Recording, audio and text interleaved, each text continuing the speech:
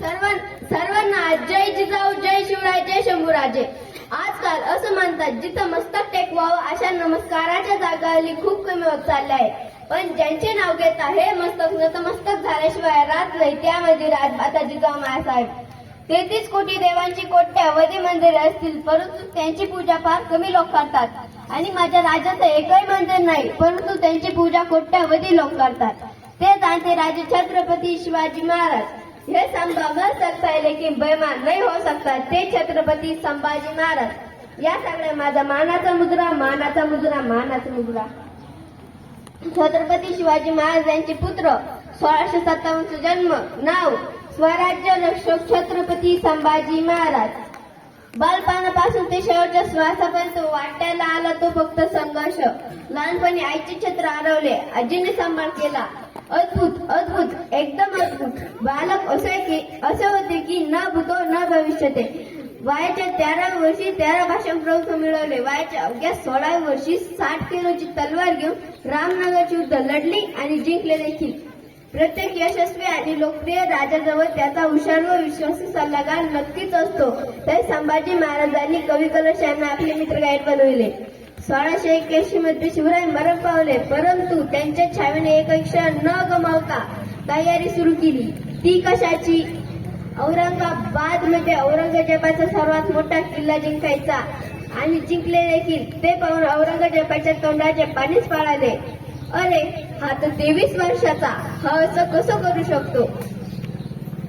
त्याने अनेक वेळा संभाजी राजांना मारण्याचा प्रयत्न केला, परंतु हार मानून परत आला. मित्रांनो, कदाचित संपूर्ण जगाच्या इतिहासात धर्मरक्षक छत्रपती संभाजी महाराज असा एकमेव राजा असतील ज्यांनी 9 वर्षात 120 लढाई लढले आणि एकत्रही हार मानली नाही. समोरून संभाजी राजांना हरवणं अवघड होतं, म्हणून औरंगजेबाने कुलीकुई केली आणि राजांना कैद केलं आणि म्हणाला 3 प्रश्न. 1. मराठा साम्राज्य माझ्या स्वाधीन कर, तुला सम्राट बनवितो. 2. जी संपत्ती चोरली ती परत दे. 3. धर्म परिवर्तन कर, इस्लाम कबूल कर. संभाजी राजे म्हणाले, अरे, मराठा आहे मी, मराठा. बेलो तरी 72 पण झुकणार नाही. त्याने संभाजी राजांचे डोळे फोडले, कान कापली, जीभ कापली, हात तोडले, पाय तोडले. ओहो, जसा हनुमानाला शेंदूर फासावा असा माझा शंभू राजा दिसत होता, रक्ताने माखलेला. त्याने 40 दिवस संभाजी राजांना मानसिक आणि शारीरिक छळ केला, परंतु ते झुकले नाही. शेवटी औरंगजेब म्हणाला, हरलो मी तुझ्या पुढे. तुझ्यासारखा एक जरी मुलगा मला असता तर मी संपूर्ण हिंदुस्थानावर राज्य केले असते.